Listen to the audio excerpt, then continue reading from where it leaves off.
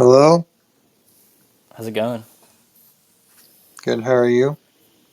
Doing well. That's good. All right. So, we're going to be continuing the Divine Comedy Inferno, part 3 of our reading. So, Which con uh, are we what? starting? Kanto are we starting from? Is it Um, 9? I, I, so, um, I wanted to do kind of I wrote this down like a quick recap of what we read last time, Okay. and then we can start from Canto 9. Is that okay? Yes, perfect. All right. So, all right, everyone. Last time we had read cantos 4 through 8. So I'm just going to read through a quick summary of each canto. And then once I'm done with that, we will continue on with reading canto 9. So here we go. All right, so canto 4, Dante and Virgil go through the first circle of hell. The souls of non Christians dwell here and are forever seeking God in vain. They meet Homer, Horace, Ovid, and Lucian or Lucan. Dante and Virgil meet with other non-Christian philosophers, poets, and warriors. So that's pretty much a summary of Canto 4. Canto 5. Dante and Virgil go through second circle of hell. They meet with Minos, who casts judgment for which circle of hell a soul will be placed. The lustful reside here and are tossed upon an infernal hurricane. They meet Semiramis, Dido, Helen, Achilles, Paris, Palm, Malatesta, and Francisca de Rimini. Canto 6. Dante and Virgil go through the second circle of hell. They meet the gluttons who are sunk in fetid mud and pelted by hail, rain, and snow. They meet Cerberus, and Virgil placates the bellicose guardian by feeding his appetite with fistfuls of earth. Siaco, a contemporary of Dante, makes a political prophecy about Florence. Dante asks Virgil about the Last Judgment. Canto 7. Plutus, god of material wealth, dissipates into thin air between the third and fourth circles. The poets watch the noisy hoarders and spendthrifts rolling huge weights at one another. They reach the river Styx, the second of hell's rivers, which is the fifth circle. Here are mired the wrathful, who tear at one another, and the sluggish who doze beneath the slime. Dante and Virgil come to the foot of a high tower. Canto 8. Dante realizes the fires at the top of the tower are a signal to the city of Dis. Pelagius appears, and the two poets are ferried across the Styx. An angry shadow, Filippo Argenti, attempts to attack the boat. Virgil repels him, and he is attacked by the other souls. The poets disembark at the gate of Dis. They are not allowed to enter the gate because of demonic angels. Virgil goes to speak with them, but they still deny them access. The poets await help from the heavens. And now we're caught up, and we're going to be starting with Canto 9.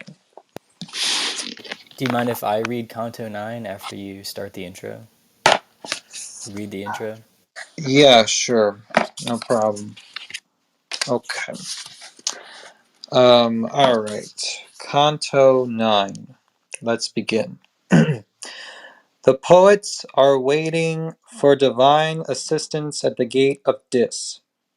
Unnerved by Virgil's anxiety, Dante asks him if he knows the way through hell. Virgil reassures him. Three furies appear at the tower, shrieking and tearing at their breasts and invoking Medusa. Dante shields his gaze to avoid being turned to stone.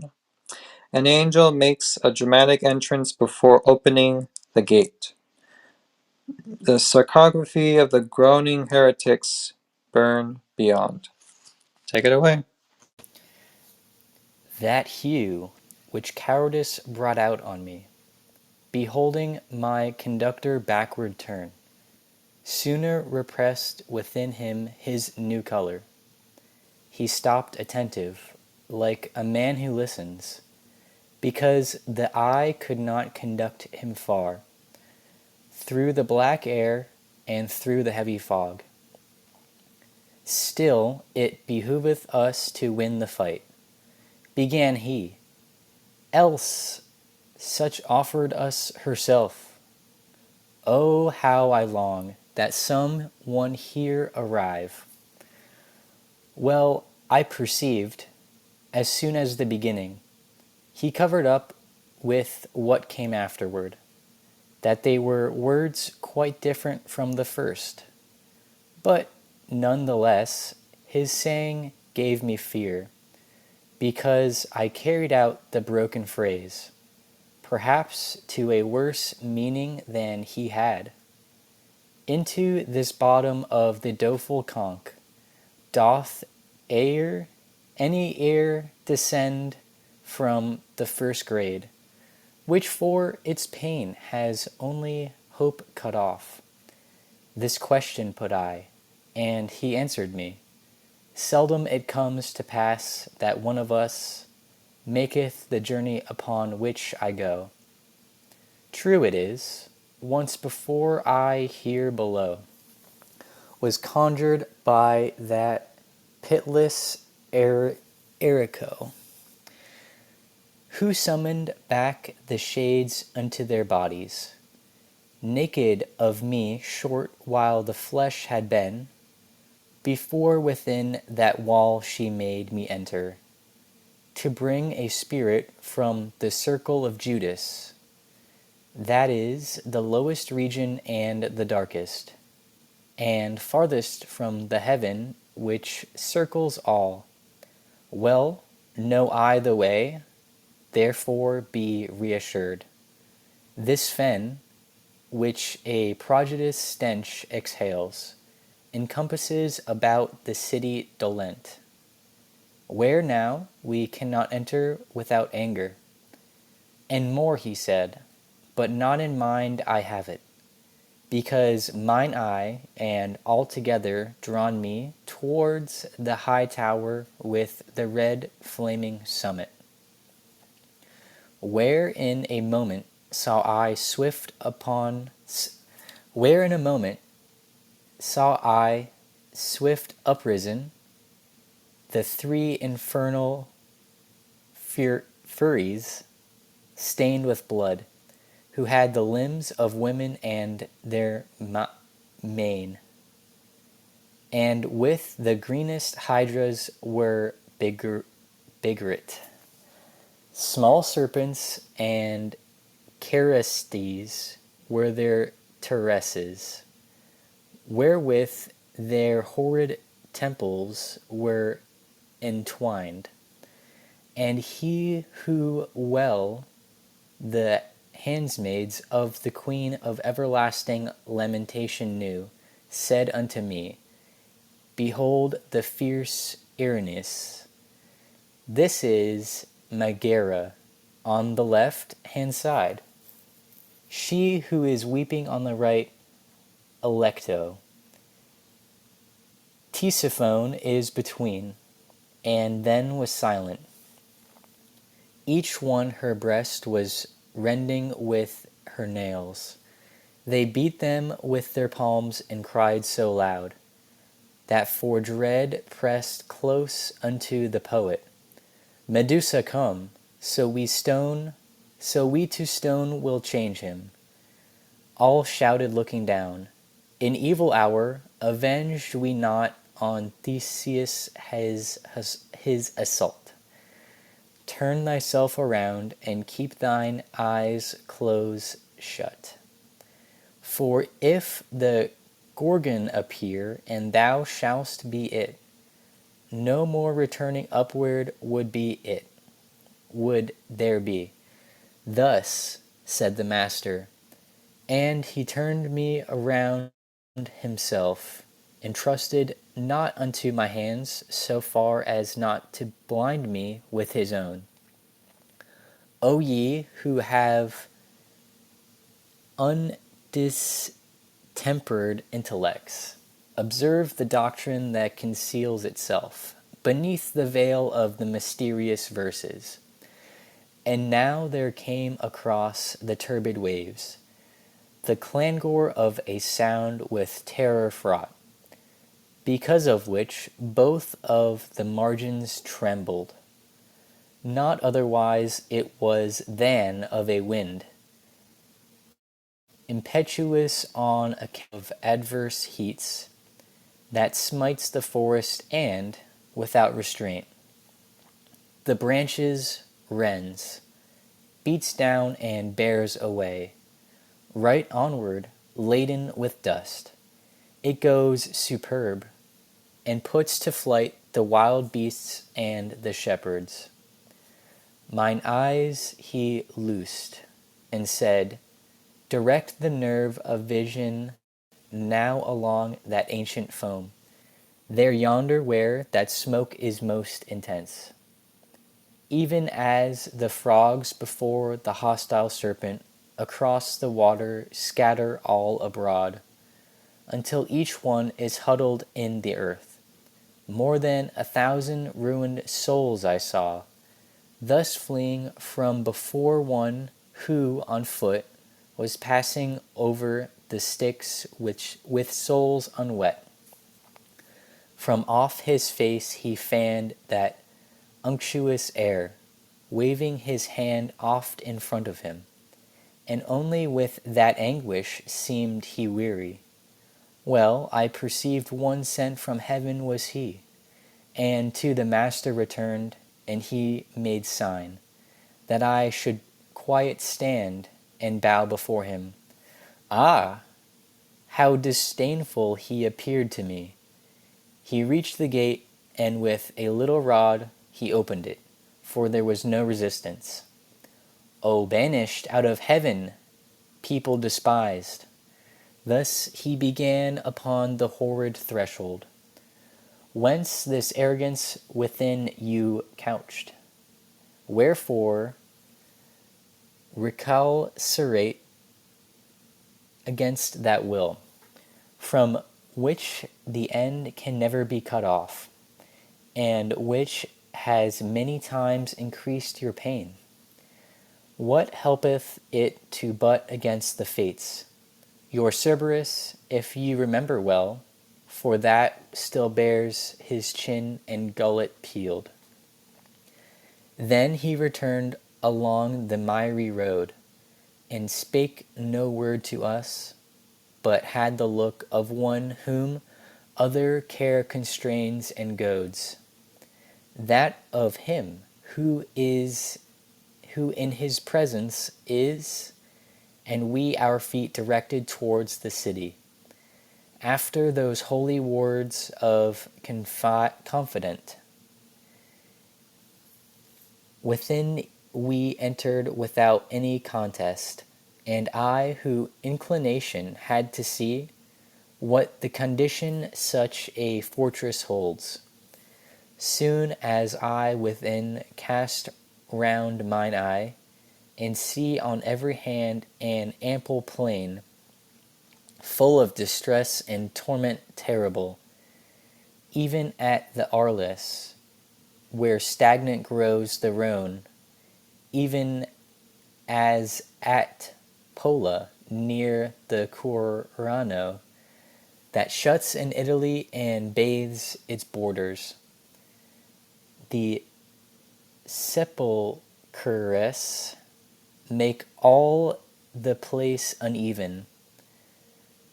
So likewise did they there on every side, saving that there the manner was more bitter. For flames between the sepulchres were scattered, by which they so intensely heated were, that iron more so asks not any art. All of their coverings uplifted were, and from them issued forth such dire laments. Sooth seemed they of the wretched and tormented. And I, my master, what are all these people who, having sepulture within those tombs, make themselves audible by doleful sighs? And he to me, here are the heresiarchs, with their disciples of all sects, and much more than thou thinkest laden are the tombs. Here, like together, with its like buried, and more and less the moments are heated, and when he to the right had turned, we passed between the torments and high parapets.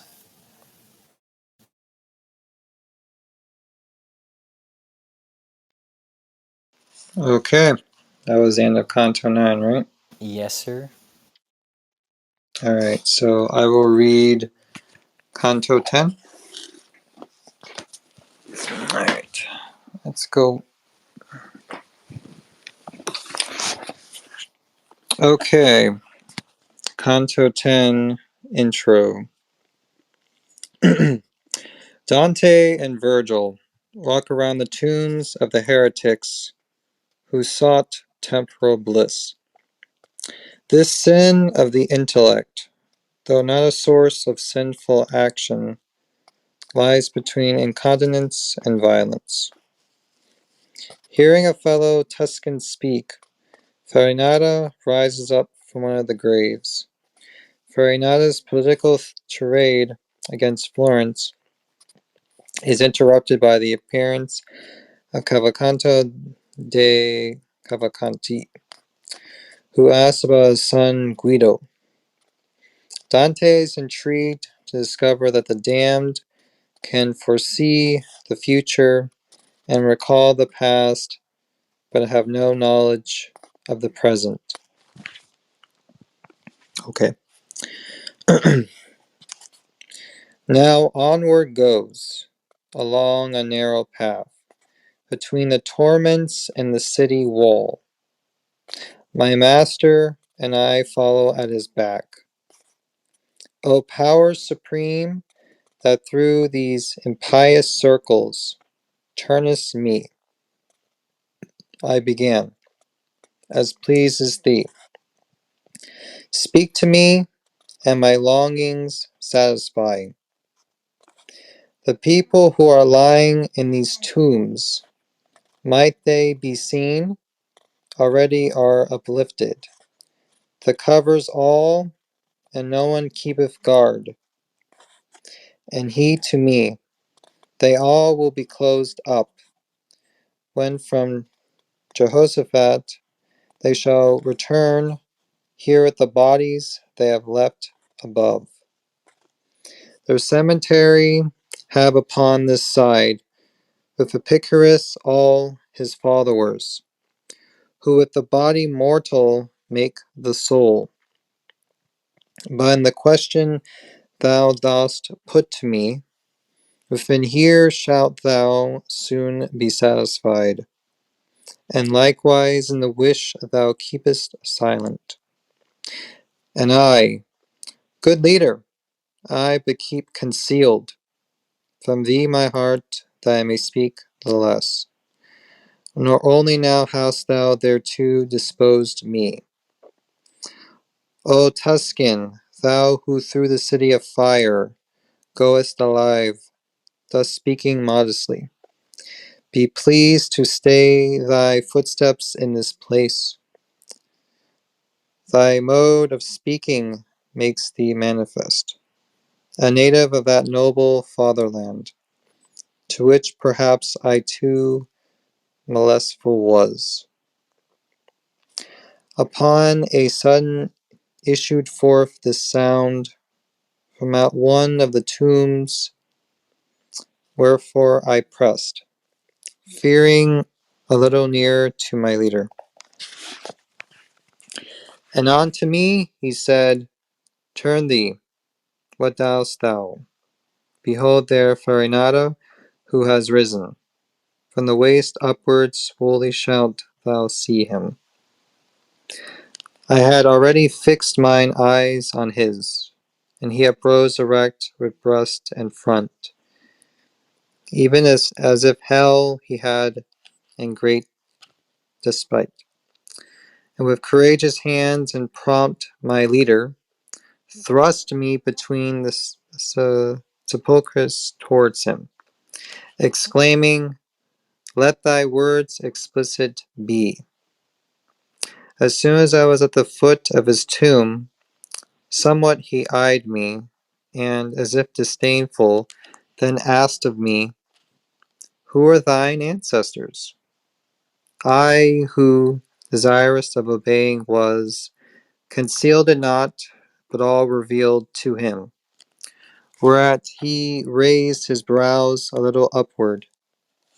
Then said he, "Fiercely averse have they been to me and to my fathers and my party, so that two several times I scattered them. If they were banished, they returned on all sides." I answered him, "The first time and the second, but yours have not acquired that art aright." Then there uprose upon the sight, uncovered, down to the chin, a shadow at his side. I think they had risen on his knees. Round me he gazed, as if solitude. He had to see if someone else were with me. But after his suspicion was all spent, weeping, he said to me, "If through this blind prison thou goest by loftiness of genius, where is my son, and why is he not with thee?" And I to him, "I come not of myself, he who is waiting yonder leads me here, whom in disdain perhaps your Guido had. His language and the mode of punishment already unto me had read his name. On that account my answer was so full." Upstarting suddenly, he cried out, "How sayest thou, he had? Is he not still alive? Does not the sweet light strike upon his eyes?" When he became aware of some delay, which I before my answer made, to pine, he fell again, and forth appeared no more.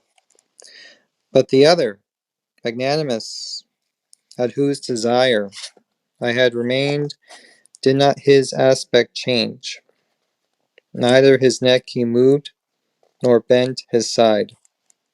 And if, continuing his first discourse, "They have that art," he said, "not learned aright, that more tormenteth me than doth this bed, but 50 times shall not rekindled be the countenance of the lady who reigns here, even ere thou shalt know how heavy is that art. And as thou wouldest to the sweet world return, say why that people is so pitiless against my race in each one of its laws. Whence I to him, the slaughter and great carnage which have with crimson stained the Arbia, caused such orisons in our temple to be made. After his head he with a sigh had shaken. There I was not alone, he said, nor surely without a cause had with the others moved. But there I was alone, where everyone consented to the laying waste of Florence, he who defended her with open face. Ah, so hereafter may your seed repose. I had entreated.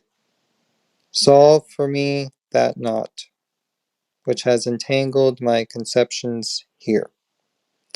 It seems that you can see, if I hear rightly, beforehand whatsoever time brings with it, and the present have another mode. We see, like those who have imperfect sight, the things, he said, that distant are from us, so much still shines on us the sovereign ruler. When they draw near, or are, is wholly vain, our intellect, and if none brings it to us, not anything know we of your human state. Hence thou canst understand that wholly dead will be our knowledge from the moment when the portal of the future shall be closed. Then I, as if compunctious for my fault, said, now then, you will tell that fallen one, that still his son is with the living joined. And if just now, in answering, I was dumb, tell him I did it because I was thinking. Already of the error you have solved me.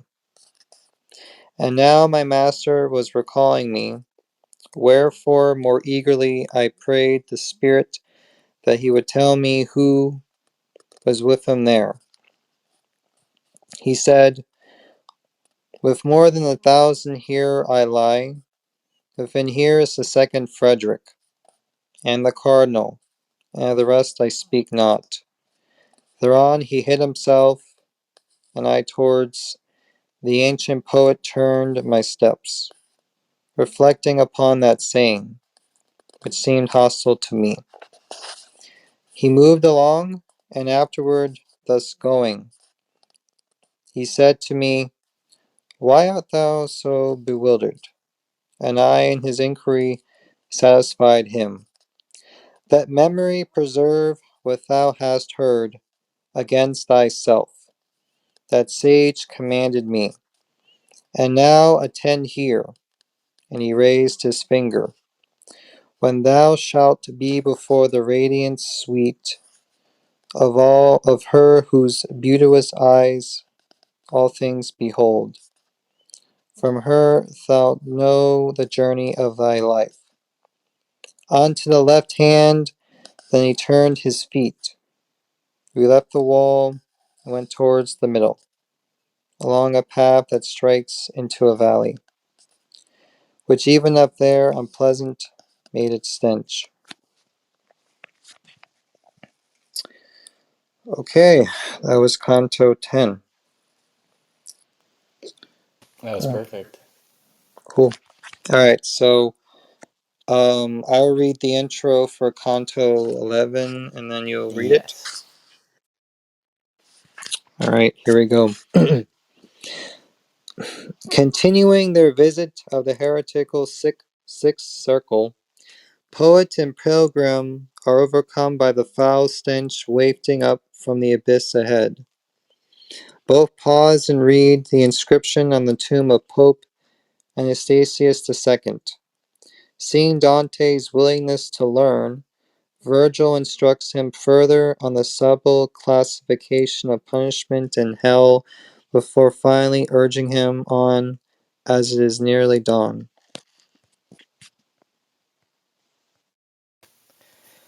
Upon the margin of a lofty bank, which great rocks broken in a circle made, we came upon a still more cruel throng, and there, by reason of the horse of stench the deep abyss throws out, we drew ourselves aside behind the cover of a great tomb, whereupon I saw writing, which said, Pope Anastasius and I hold Pope Anastasius I hold, whom out of the right way Fontinus drew.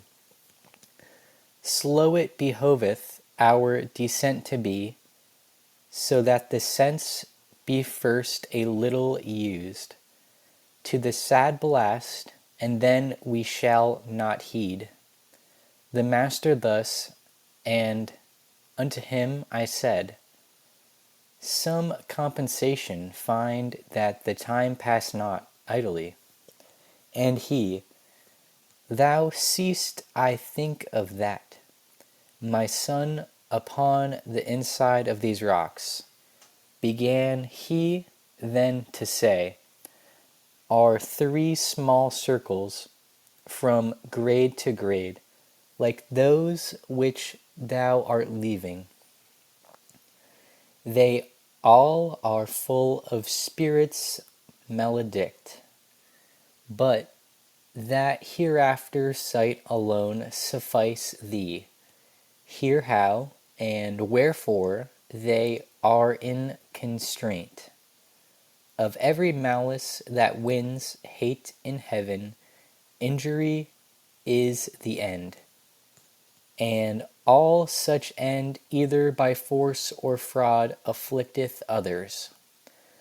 But because fraud is man's peculiar vice, more it displeases God, and so stand lowest the fraudulent, and greater dole assails them. All the first circle of the violent is, but since force may be used against three persons, in 3 rounds 'tis divided and constructed. To God, to ourselves, and to our neighbor can we use force, I say, on them and their things, as thou shalt hear with reason manifest. A death by violence and painful wounds are to our neighbor given, and in his substance ruin, and arson and injurious levies, whence homicides and he who smites unjustly, marauders and freebooters. The first round tormenteth all in companies diverse. Man may lay violent hands upon himself and his own goods, and therefore in the second round must perforce without avail repent. Whoever of your world deprives himself, who games and dissipates his poetry, his property, and weepeth there where he should jocund be. Violence can be done the deity, in heart denying and blaspheming him, and by disdaining nature and her bounty. And for this reason doth the smallest round seal with its signet Sodom and Cahors, and who, disdaining God, speaks from the heart. Fraud wherewithal is every concise stung a man may practice upon him who trusts, and him who doth no confidence imburse. This latter mode, it would appear, dissevers only the bond of love which nature makes. Wherefore within the second circle nestle hypocrisy, flattery, and who deals in magic, falsification, theft, and simony, panders and barators, and like and the like filth. By the other mode forgotten is that love which nature makes, and what is after added, from which there is a special faith engendered. Hence the smallest circle, where the point is of the universe upon which this is seated. Whoever betrays for ever is consumed. And I, my master, clear enough proceeds thy reasoning, and full well distinguishes this cavern and the people who possess it. But tell me, those within the fat lagoon, whom the wind drives, and whom the rain doth beat, and who encounter with such bitter tongues, wherefore are they inside of the Red City, not punished? if God has them in his wrath? And if he has not, wherefore in such fashion? And unto me he said, why wanders so thine intellect from that which is wont? Or soothe thy mind where it is elsewhere looking? Hast thou no recollection of those words with which thine ethics thoroughly discusses the dispositions thee, that heaven abides not? Incontinence and malice and insane bestiality, and how incontinence less God offendeth, and less blame attracts. If thou regardest this conclusion well, and to thy mind recallest who they are, that up outside the undergoing penance, clearly wilt thou perceive why from these felons they separated are, and why less wrath justice divine doth smite them with its hammer. O Son, that healest all distempered vision, thou dost content me so, when thou resolvest, that doubting pleases me no less than knowing.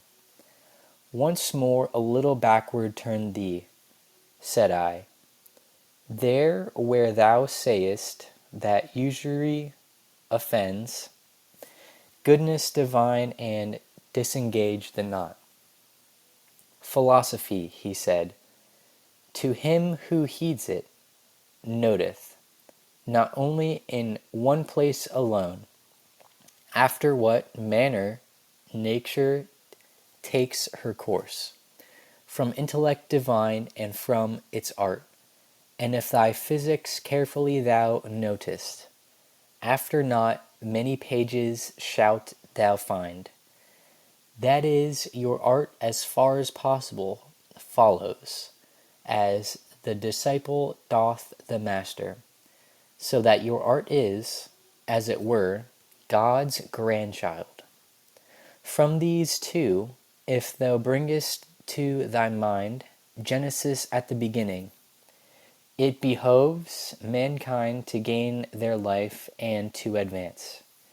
And since the usurer takes another way, nature herself and in her follower disdains he, for elsewhere he puts his hope. But follow, now, as I would fain go on, for quivering are the fishes on the horizon, and the wan wally over Carus lies, and far beyond we descend the crag. And that is the end of Canto 11. Okay, thank you, Chase. All right, so I'm going to read the introduction for Canto 12 and read Canto 12. So let's begin. Dante and Virgil enter the seventh circle by means of a landslide created by Christ when he harrowed hell. The Minotaur, guardian of the violent, breaks into a fit of rage on seeing the poets. Fleeing past him, the poets reach Phlegethon, a river of boiling blood that is filled with those that have inflicted violence on others. Three fierce centaurs shoot arrows at souls attempting to rise above the level commensurate with their punishment. Virgil asks Chiron, their leader, to lend one of his band to them, so that they may ford the river. Nessus is chosen, who points out sinners along the way. Okay. The place where to descend the bank we came was alpine, and from what was there, moreover, of such a kind that every eye would shun it, such as that ruin is which in the flank Smote on this side of Trent, the adage, either by earthquake or by failing stay. Far from the mountain's top, from which it moved, onto the plain the cliff is shattered so. Some path 'twould give to him who was above. Even such was the descent of that ravine, and on the border of the broken chasm, the infamy of Crete was stretched along, who was conceived in the fictitious cow, and when he us beheld, he bid himself, even as one whom anger racks within. My sage towards him shouted, Peradventure, thou thinkest that here may be the Duke of Athens. Who in the world above brought death to thee? Get thee gone, beast, for this one cometh not instructed by thy sister, but he comes in order to behold your punishments. As is that bull who breaks loose at the moment in which he has received the mortal blow, who cannot walk, but staggers here and there.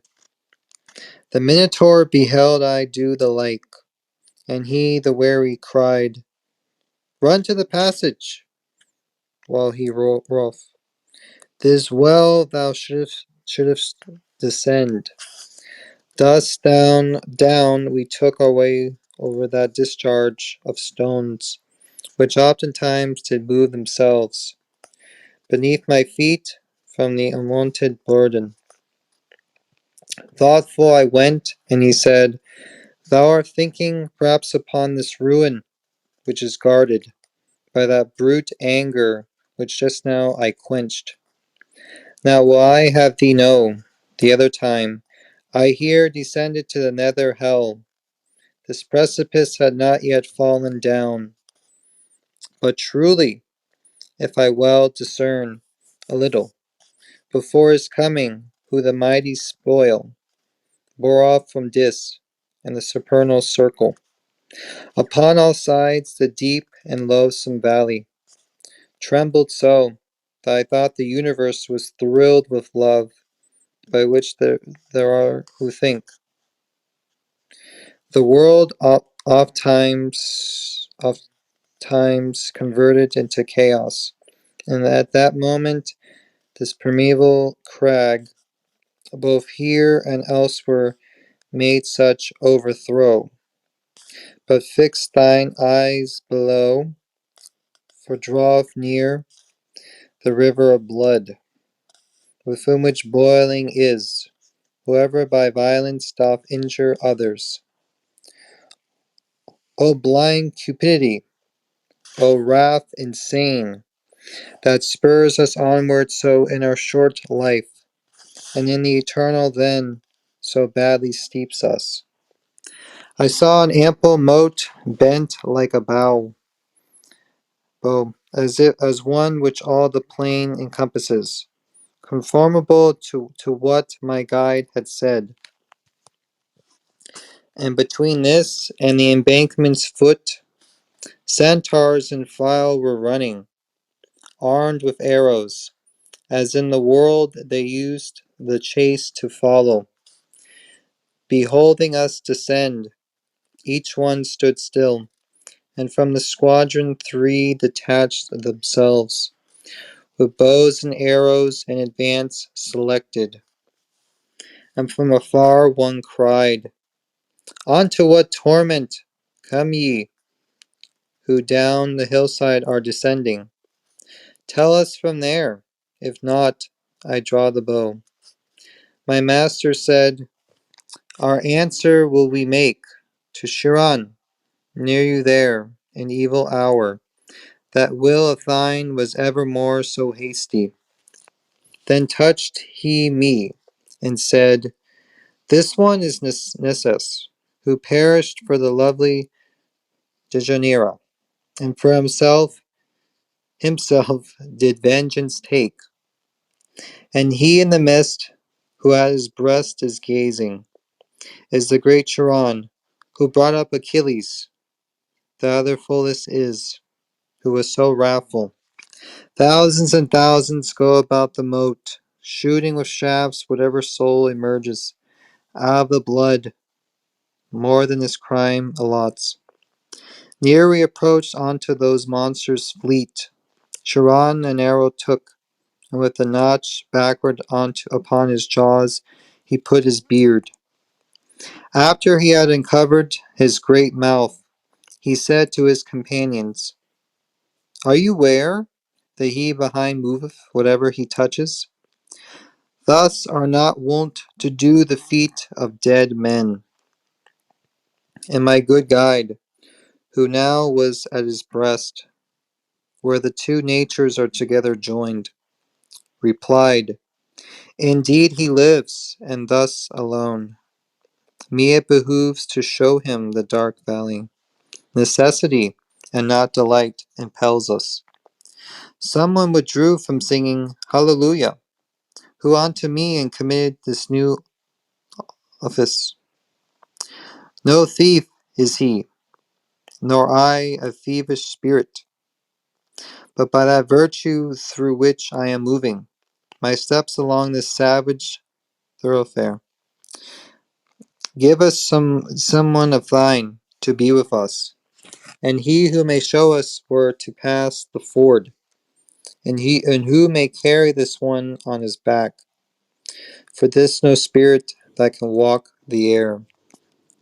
Upon his right breast Charon wheeled about, and said to Nasus, Turn, and do thou guide them, and warn aside, if other band may meet you. We, with our faithful escort, onward moved, along the brink of the vermilion boiling, wherein the boiled were uttering loud laments.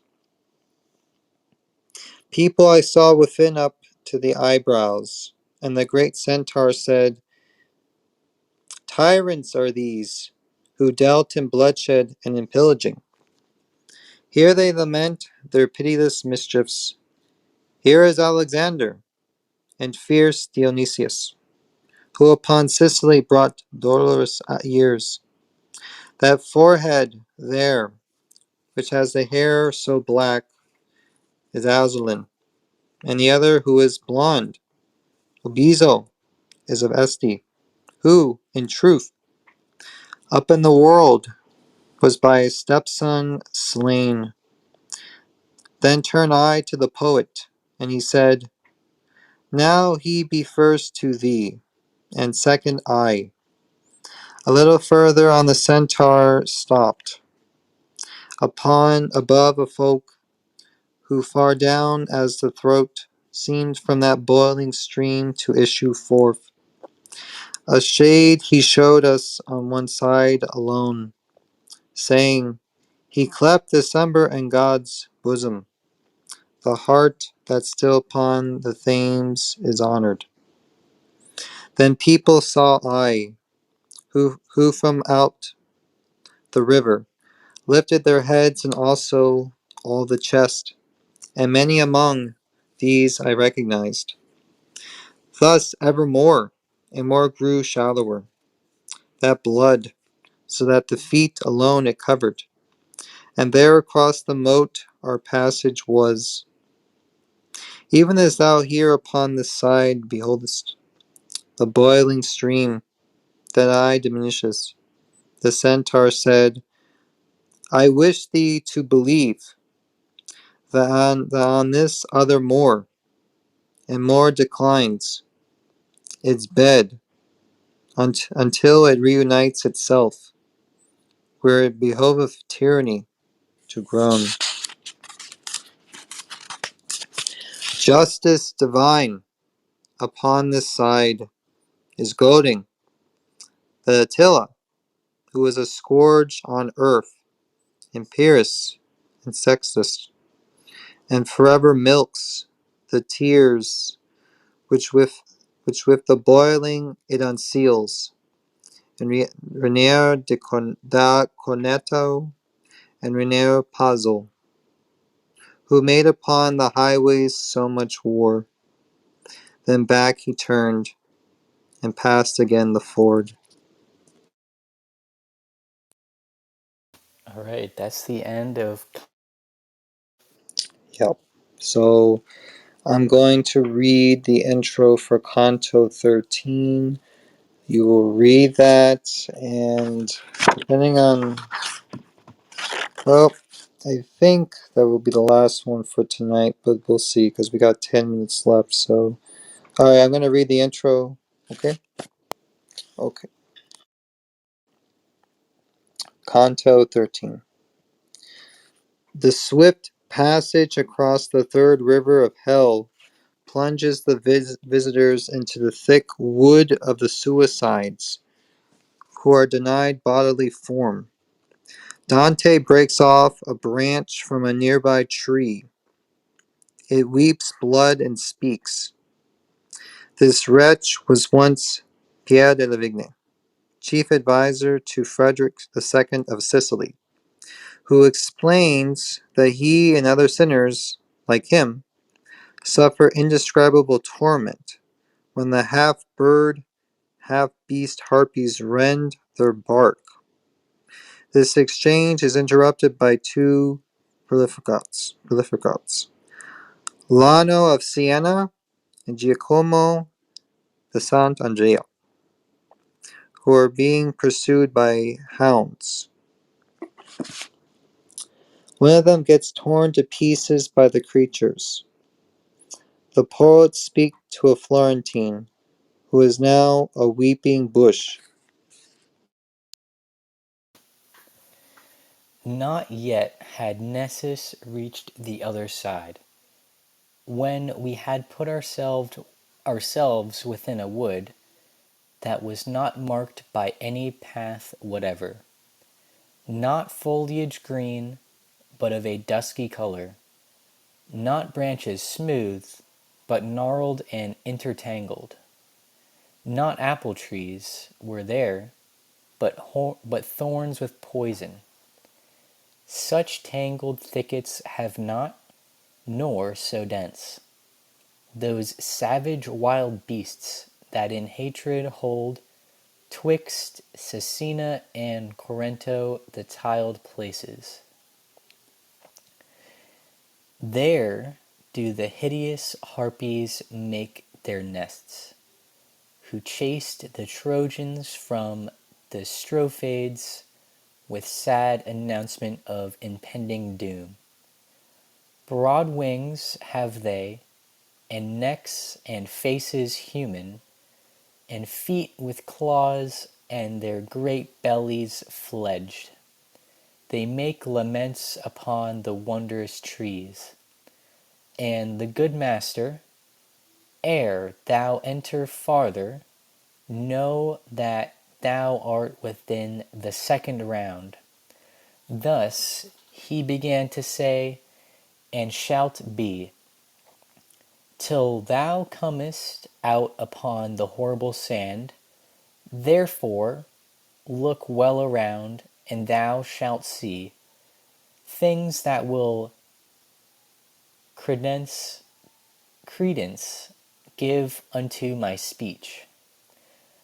I heard on all sides lamentations uttered, and person none beheld I who might make them. Whence, utterly bewildered, I stood still. I think he thought that I perhaps might think so many voices issued through those trunks, from people who concealed themselves from us. Therefore the master said, if thou break off some little spray from any of those trees, the thoughts thou hast will wholly be made vain. Then stretched I forth my hand a little forward, and plucked a little branchlet off from a great thorn.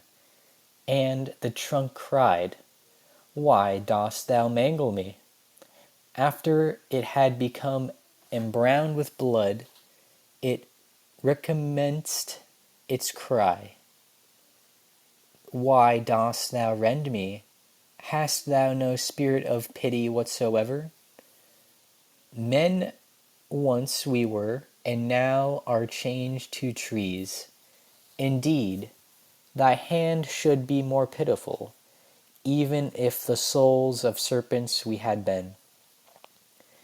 As out of a green brand that is on fire, at one of those ends and from the others drips, and hisses with the wind that is escaping. So from that splinter issued forth together, both words and blood, where the tip fall, man who is afraid. Had he been able sooner to believe, my sage made answer, O thou wounded soul, what only in my verses he has seen. Not upon thee had he stretched forth his hand, whereas the thing incredible has caused me to put him to an act which grieveth me. But tell him who thou wast, so that by way of some amends thy fame he may refresh, up in the world to which he can return. And the trunk said, So thy sweet words allure me, I cannot silent be, and you be vexed not, that I little to discourse am tempted. I am the one who both keys had in keeping of Frederick's heart, and turned them to and fro so softly in unlocking and inlocking, that from his secrets most men I withheld. Fidelity I bore the glorious office, so great I lost thereby my sleep and pulses. The courtesan who never from the dwelling of Caesar turned aside her strumpet eyes, death universal and the vice of courts, inflamed against me all the other minds, and they, inflamed, did so inflame Augustus, that my glad honours turned to dismal mournings. My spirit, in disdainful exultation, thinking by dying to escape disdain, made me unjust against myself, the just. I, by the roots of by the roots unwonted of this wood, do swear to you that never broke I faith unto my Lord who was so worthy of honour, and to the world if one of you return, let him my memory comfort, which is lying still prostrate from the blow that envy dealt it. Waited a while, and then, since he is silent, the poet said to me, Lose not the time, but speak, and question him, if more may please thee. Whence I to him, Do thou again inquire concerning what thou think'st will satisfy me, for I cannot. Such pity is in my heart. Therefore he recommenced. So may the man do for thee freely what thy speech implores. Spirit incarcerate again be pleased to tell us in what way the soul is bound within these knots, and tell us, if thou canst, if any from such members ever is freed. Then blew the trunk amain, and afterward the wind was into such a voice converted. With brevity shall be replied to you. When the exasperated soul abandons the body whence it rent itself away, Minos consigns it to the seventh abyss. It falls into the forest, and no part is chosen for it. But where fortune hurls it, there like a grain of spelt it germinates. It springs a sapling and a forest tree. The harpies, feeding then upon its leaves, do pain create, and for the pain an outlet. Like others for our spoils shall we return, but not that any one may them revest. For 'tis not just to have what one casts off. Here we shall drag them, and along the dismal forest our bodies shall suspended be, each to the thorn of his molested shade. We were attentive still unto the trunk, thinking that more it yet might wish to tell us, when by a tumult we were overtaken.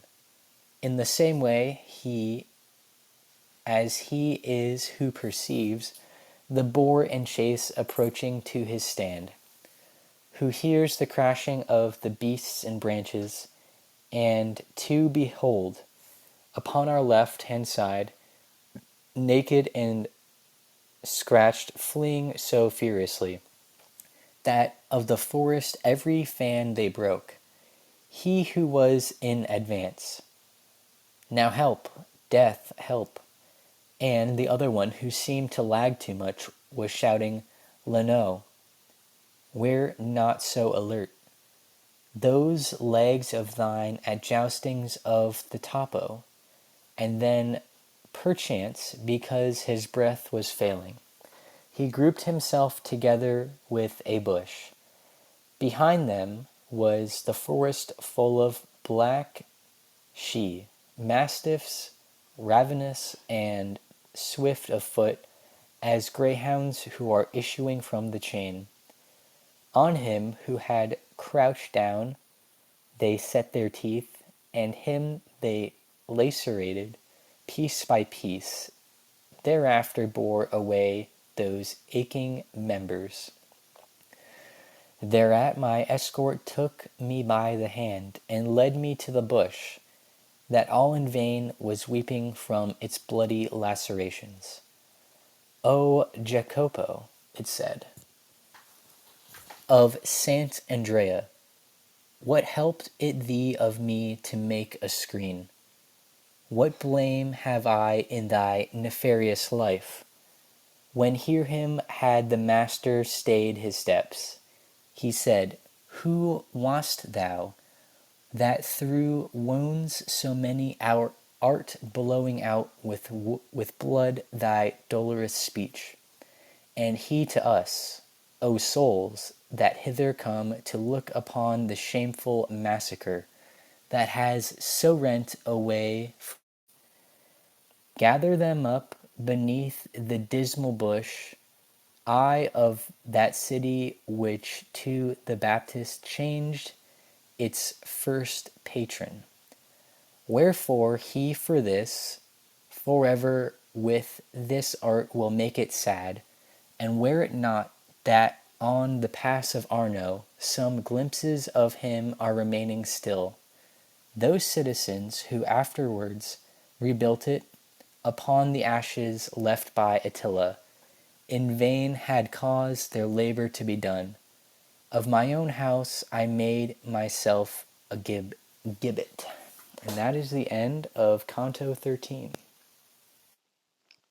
Okay, so yeah, it looks like we are out of time. It's been over an hour. Yes, Chase? Yes, that is correct.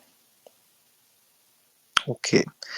All right, so next time we will continue reading Canto 14. Just want to say thank you for everyone that joined us for listening. Um, yeah, I guess we're getting a little bit better with reading this. It's still pretty hard to read. And like I said, for anyone that missed out, you can check the replay for a recap of what we've read last time. It's a pretty quick summary.